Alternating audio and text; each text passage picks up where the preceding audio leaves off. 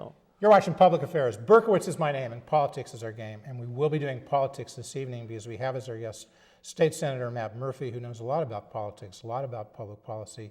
He has been here once before when he was running, maybe more, but at least once, twice before. So he's only in his third year. He doesn't have a lot of gray hair, so he's doing pretty well. I would think people usually age considerably when they're in the Senate, especially in the minority, for 2 or 3 years. But you're looking good, Matt. I appreciate that. I got a haircut today, so a lot of that gray hair in my lap. So I don't know. They pulled it out, but seriously, he's a leading Republican. He's a rising star.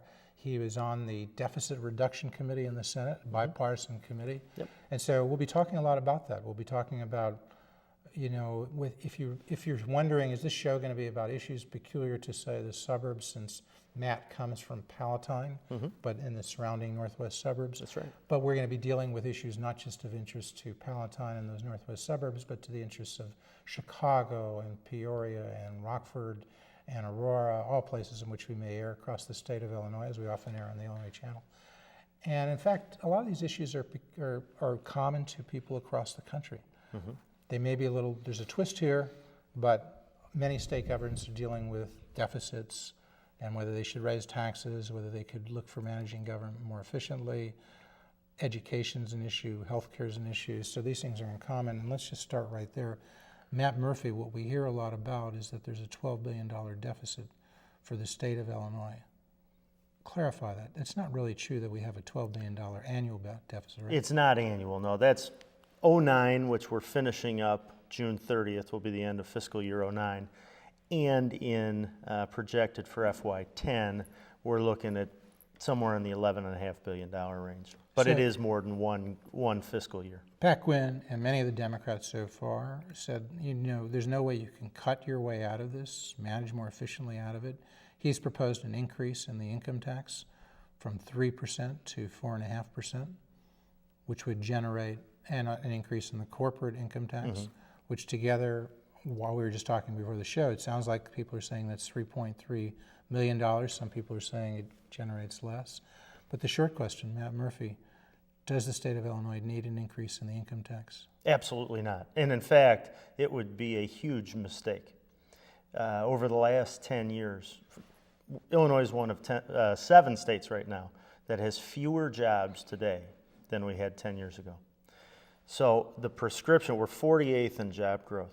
We're crushing opportunity for the people of the state. So the governor's proposal is do everything you've done for the last 10 years to get this terrible jobs record, and then layer on top of that the largest tax increase on individuals and employers in state history, and somehow we're going to actually improve that record. What it is really is a prescription to win the race to the bottom with states like Michigan. Because some people say, a number of states have most states have income taxes, some don't. But of the ones that do, I think the saying is, for people who push an income tax, is Illinois is the lowest rate. And so why not raise it, reduce the deficit, generate some more revenue, but also manage the government more efficiently, do some cuts? Isn't that the argument that's given by Pat Quinn and other Democrats who support an income tax increase? And you say no. Can you really, let's just take it 08, 09. Well, let me address just that one. Is it true that Illinois has a very low income tax and therefore it's not going to hurt things in terms of jobs, employment, and growth to raise it a bit? No, we do. I mean, it's factually correct. Of the states that have an income tax, ours is low, maybe even the lowest. But when you look at taxes to raise, we had an economist in, he said, if you want to drive your economy and your jobs record even further into the ditch, the first thing I'd propose you do is raise the income tax. The income tax is the one that's most sensitive to being raised and has the biggest impact on the economy that's under the state's control. The capital gains at the federal level is probably more sensitive, but we don't have one of those. So we want to make sure the message we're sending, and Rahm Emanuel had a great quote, I don't know if he intended it to be public, but don't waste a good crisis. He wants to use it to do something substantially different in Washington. What I'd like it to do here is say, let's take a step back, look at what we've been doing. Why, with all the inherent advantages Illinois has, are we doing so poorly in the jobs area? and minimize an opportunity for people. Let's stop looking 1 year at a time, take a longer view, see if 2-3 years from now we can grow our way out of this and emerge stronger from what's a really tough time rather than weaker. So we'll take it one by one. 08, 09, there are only 2 months left in the fiscal year. Right, yeah. And if people say there's about a $4 billion deficit, I think people said we've already received from the federal government about $2 billion in stimulus. Is that right? That's about right. So does that knock the deficit down to $2 billion? Should, yeah. But it's only 2 months left. What do you do to solve that issue? We'll get to the next year in a moment. Sure. Well, you're going to have to do some short-term borrowing. One of the things that's been done for years, which I find interesting, in the year when the Democrats are trying to sell the largest tax hike in state history, now they're very adamant that the budget be balanced. The last number of years we have had $3 billion deficits rolling over and over. Doesn't the Constitution require it? The Illinois Constitution? Well, yeah, but there's a loophole that allows us to pay bills late, and what we really do is to a large extent, doctors and hospitals get paid later and later all the time and kicked into the next year. There'd probably have to be some short-term borrowing if you really wanted to honor the Constitution this year, utilize the stimulus money. But then, you're going to have to withhold some money, too, in the reserves at the end of the year. What do you mean withhold some money? Well, you're going to have to not spend everything that the legislature last year, erroneously, frankly, utilize all of the spending authority that the legislature gave the governor last year. For the last 2 months of this year, you're saying you're going to have to withhold some money? Or are you talking about I think next that's year? going to have to be part of it. Sure. Okay, so we often talk about the governor needs to manage the budget. All right. So then that puts you into 09, 010, right? Yep. And fiscal year 10. and projected deficit for that year would be how much? $8-9 billion? Probably not quite that. Well, in the neighborhood, probably. Say yeah. $8 billion? Yeah. All right. If you don't raise taxes, tell me, and just add it up. How do you address that $8 billion deficit without raising taxes? Well, the first thing you're going to utilize stimulus money. We're going to end up with at least about $9 billion of stimulus money, which gets you a long way. $9 billion of stimulus money? The state for of Illinois. But for next year? Well, over a 2.5 year period. Is that counting the $2 billion we've already received? Yes. All right, so $7 billion more over But the that next 2 $2 years? billion also now comes off of next year's deficit. I mean, it's a collective deficit, so we're down, somewhere in the neighborhood of 6 or 7 for FY10. But I thought first you said we use the 2 to get us down from $4 billion to 2. Right. Okay, so that 2 is used up. Right. Now we have an But $8 we billion. also don't. But you don't compound that 2 into next year's budget deficit either. You mean because you don't spend whatever you used to whatever spending was covered by that $2 billion? Well, it's $2 billion that's not rolling over as deficit in the next year. Okay. So next year's number is going to be $2 billion less for having spent that. It's less than it would be, but still you start with an $8 billion deficit. You start in somewhere between $6-8 billion hole for sure. And you're saying you get an additional stimulus funds from the federal government. Right. For next fiscal year and the year after, about $9 billion total. Collective. Yeah, collectively. So would you say on average you'll get $4.5 billion for each year? I don't know for 09 if we're going to get 4.5. It might be more like 4. It might be less in 09 and more So in 10. give me your 'cause best 09's guess. almost done. Give me your best guess of what it will be for 09, 10. We'll worry about the next year later. Probably $2 to $3 billion. So let's be optimistic. You get 3, and that means your $8 billion deficit's now down to 5. Okay. Right. What do you do? How do you address the Well, rest of the if for 5? 10 now you've got an additional amount of stimulus money. You're going to get another say 4.5 or so in 10. No, but for 09, 010, let's just stick to that. Well, fiscal year 09 is the one we have 2 months left in, and we'll have gotten about $3 billion Okay. of our stimulus. But that's 2 done. to 3 Okay. there. Well, it's a little confusing in that now we go to 10. That's the next fiscal year. Right, Let's starting look for on that. July 1st. What you said would be an $8 billion deficit. I don't know that it'll be quite 8. I think it'll be a little lower Ballpark. than that. But $3 billion coming from the feds covers 3 of that 8. So that leaves FY10, well, for FY10, FY10. we'll probably get about $4.5 billion of the stimulus money in FY10. 4.5. So now you're down to a deficit of only $3.5 billion. Is that what you're You're saying? getting a heck of a lot closer to balance. Okay. Absolutely. I mean, collectively, again, we're sitting here at $11.5 billion over a couple of years, and we're getting $9 from the feds. Okay. I think it's important to understand In addition to this tax hike, Governor Quinn actually increases spending in his proposed budget. Okay, so you're saying from what you get from the feds, and you've referred to these Medicaid savings, running that more efficiently. I think you've said that and a few other things gives you savings next fiscal year, $3 to $4 billion. Right? Yeah, about 3.4. Yeah. So pretty much that's your plan. That's all you have to do. Don't raise taxes. Don't increase spending. Use the Fed stimulus funds to meet this deficit. Use the Medicaid savings, and you're done. You probably are going to need to do more than that. And How much certainly, more? well, Which means what? well, you're probably still going to have cuts to do. And how much? You're going to have to roll back Medicaid eligibility as much as you can. The Assuming you stimulus did money all of limits the Medicaid savings that you contemplated, assuming it actually occurred in 10, then you still have to do more on cuts? I suspect we probably would. Ballpark, how much addition?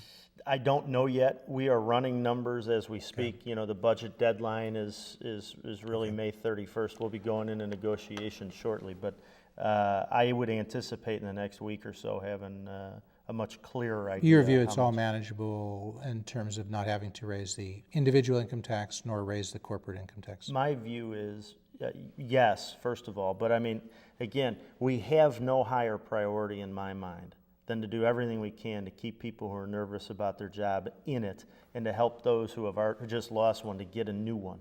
And putting a 50% income tax on them and their employers and their prospective employers is not going to do that. I mean, it's 180 degrees from putting people back to work. Drives away employers. Sure. From either expanding if they're here in Illinois, or if they're not here in Illinois, you force them to go to another state. And that's your point of view. That's my point of view. And again, you know, are all the cuts easy? No. Is it all fat and waste? No. Some of it is potentially things that are important and worthwhile expenditures. But at the end of the day, you have to have the guts to prioritize. And for me, having a growing economy and people being working and the best job they can get is the number one priority. In the Senate, there are 37 Democrats, 22 Republicans, right? Yep. All 22 Republicans, in your view, will support what you've just said about not supporting an increase in the income tax, corporate tax? That is my sincere hope. What's your belief? I think so. No, I think so. Yeah. I expect, I think we all understand that you're really hampering people's ability to build an American dream for themselves. We're at 9.1% unemployment now and rising. So they have enough if they wanted to, if they could get all the Democrats on the bill.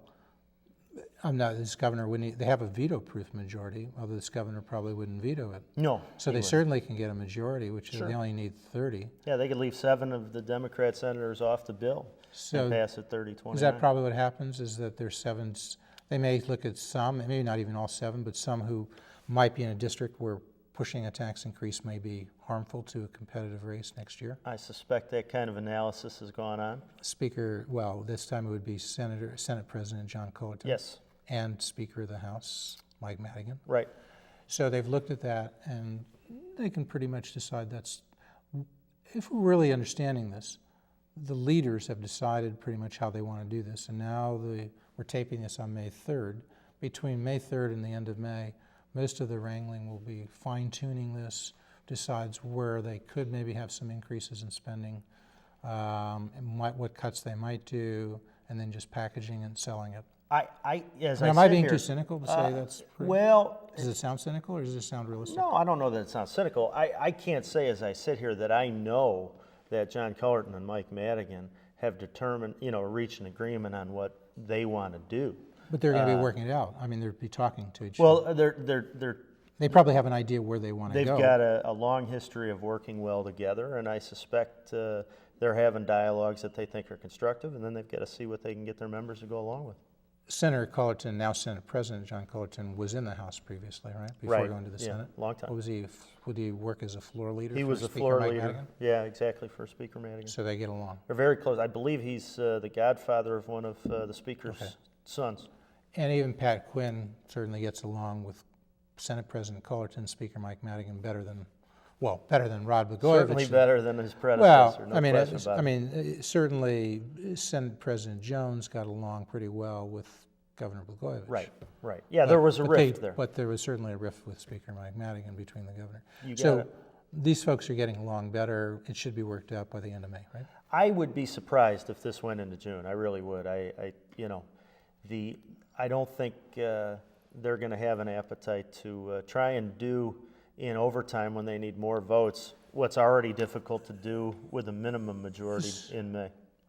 So is your point here just remain true to your philosophy, but you pretty much know you're not going to win? There's going to be an income tax increase. There's going to be a corporate income tax increase, individual and corporate, right? My hope is that we can beat it back. Maybe make it 4% instead of 4.5%. Is that Well, what you mean? no. You actually defeat hope it you can altogether. defeat it? Defeat it altogether. Seriously? Well, you know what? You look at the viewers, your constituents in the eye, and say you actually believe with what we're talking about in the House. What is it? 70 Democrats to 48 Republicans, Yes. right? Yeah. You could somehow turn that around. You could get so many Democrats to support you. There's a lot of Democrats out there that are in the legislature that are privately nervous about having to vote for this. At the end of the day, whether or not they capitulate and do it, could that certainly happen? Yeah, that could happen. But as we sit here today on May 3rd, they're not excited about it by any means. Let's look more broadly at the Republican Party. Sure. You were mentioned previously as somebody who might run for Cook County Board President. Mm-hmm. Were you interested? Did you think you would, and now you changed your mind? Where do you stand? I was interested. I looked at the race, and really, my concern was I wanted to make sure that we did everything we could to prevent Todd Stroger from being reelected, and I felt like I could beat him in a general election. At this point, I consider it unlikely he's going to be the nominee, which makes the goal of defeating him more likely to be met without my involvement. So I am a lot less interested. So in now it running looks at more this like Forrest Claypool or Tony Preckwinkle, another Democrat, point. Right. would be there. But presumably still there might be a difference in philosophy between you and Claypool. And No Preckwinkle question. And other Republicans. So you'd like to see a Republican there, but you decided this isn't your race? Pretty much. Paul Vallis, rumored to be coming in, Mm-hmm. returning to Chicago, run for Cook County Board President. Would that be the reason? That is, you That should defer didn't really have anything to do with my analysis. your to be analysis honest. in terms of deferring to Paul. No. Do you think Paul will be running for I hope he does. as a Republican? Yeah, for I hope Cook he County Board? does. You would like to see Paul Vallis change parties, pull a Arlen Specter, so to speak, and run for Cook County Board President as a Republican? For him, I found it very telling that he said, if you really want to reform in Illinois, you're going to have to come back as a Republican because you're not going to have the ability to do it within the Democrat Party. I think that was a pretty striking remark, and one I hope voters will internalize over the next year He's and a saying half. that if he wanted reform, he'd have to come back as a Republican. Mm-hmm. He couldn't reform through the Democratic Party. Correct. And so therefore you're happy to welcome him to the Republican Party with that in mind? With that in mind, I am absolutely glad to welcome him into the party. So with Vallis running as Cook County Board President nominee, Republican nominee, how comfortable are you that there will be a strong head of the ticket running for the U.S. Senate in 2010 as the Republican nominee? Well, that remains to be seen at the Senate position. We've got Congressman Kirk, who represents about 75% of my district, as we sit here now, still mulling that over, and I think he'd make a terrific Senate candidate, and I hope he does it. And if Kirk doesn't do it, do we have anybody next in line? I'm sure I we should would say have we, somebody. you as a Republican, we, and it's just the general population. Is there a Republican next in line? Nobody leaps to mind at this point. I'm sure we'd have a good candidate step up at that point, but Mark Kirk's got a special resume to bring to the race. All right, and that we're taping this here on May 3rd, so sometime soon that should be decided by Kirk. Kirk's I looking at that, suspect so, yeah. looking at running for governor, also looking for staying where he is as the 10th Congressional District Those Congressman. are the options, yeah. Go over to the governor's race. Mhm. Who do you like there, assuming Kirk doesn't run for governor? Bill Brady has announced he's running. Doug Whitley was in for a short time. He's now out. Some suggested perhaps Paul Vallis might decide to, raise his sights from Cook County Board President to running for governor. On the Republican side, Joe Burkett, Ron Gidwitz, Bob Schillerstrom, Kirk Dillard. Have you said anybody who's excites you? Well, I've got a lot of friends in that group. Good people. I think what we're looking for is to have the person there that gives us the best chance to win, and someone who can create an alternative and hopefully paint a different picture of what Illinois could be like if they gave us a chance again. We desperately need balance in our state government, and people are crying out for responsive government, which, by then 8 years of one-sided really dominance by the Democrat Party really just isn't given them. Well, actually, Joe Morris, you know Joe? Sure. Former president of the United Republic Fund of Illinois, president of Lincoln Legal Foundation, sat on this set and said the best litmus test he could think of to see if a Republican was a reformer or not is whether he or she has supported Senate Bill 600. Mm-hmm. You agree with Joe? No. How did you vote on Senate Bill 600? I voted against it. You voted against it. So it would be logical So- I wouldn't agree with him on that. As Joe would say, based on that litmus test, you're not a reformer. Well, I don't want to put words in Joe's mouth, but yeah. if If that sounds was like his that. litmus test, that is an issue that a lot of people put a lot more weight on, frankly, than I do. And I respect the opinion of people on both sides that consider it a larger issue maybe than I do. But whether we elect state central committeemen through a representative election, which we do now, or a direct election, which Senate Bill 600 would require, to me is kind of a minor distinction, to be perfectly honest. I don't see it as the reason why our party has languished. I mean, Joe points to the disaster that was Alan Keyes' nomination or selection to replace Jack Ryan.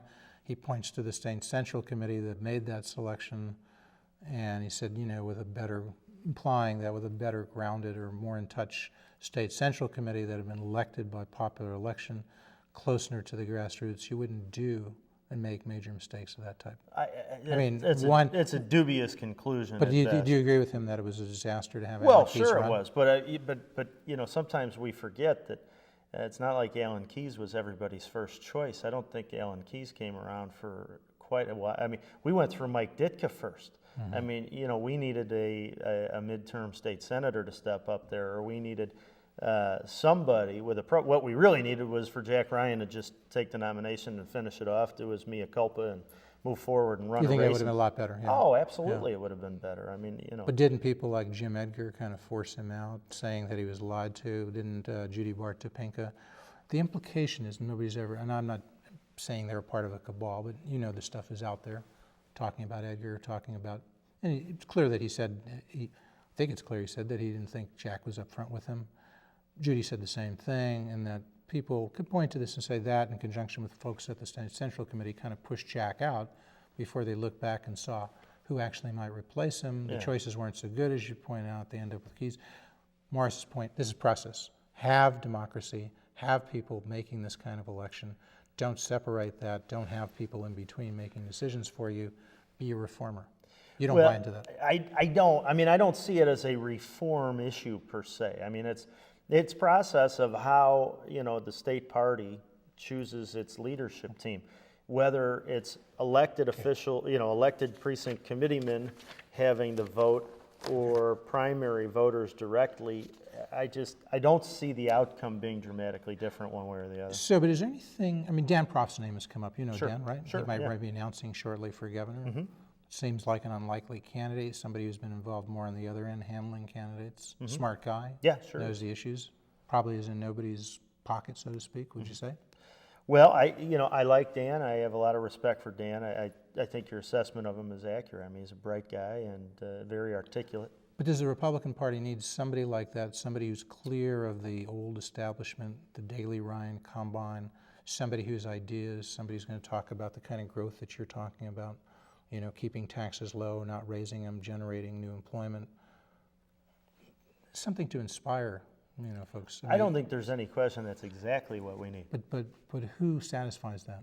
Well, You're not giving me anything here.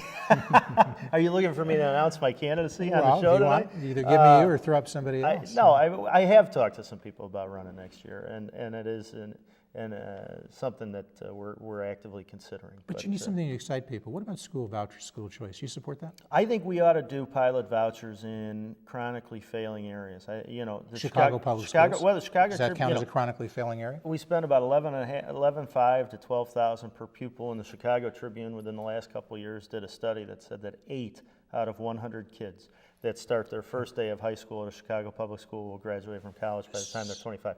Anything ought to be on the So table. you would support to school recommend. voucher, school choice there?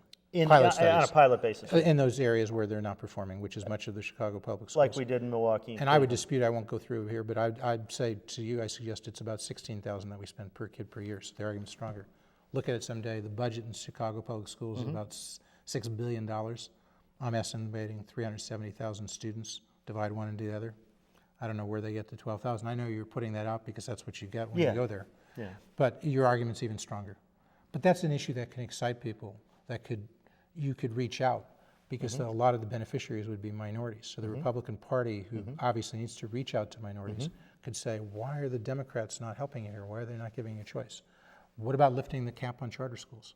Would you like to do that? We've pushed that, Would you favor lifting it completely? Right now, 60 schools, I guess the cap is 60 charter schools throughout the state of Illinois. Yeah. Some people say just lift it. Whatever people want, they can have. Yeah, Would you do that? well, we could certainly at least double it in the near term. I mean, and take some of the geographical restrictions off it. I think that's part of the problem.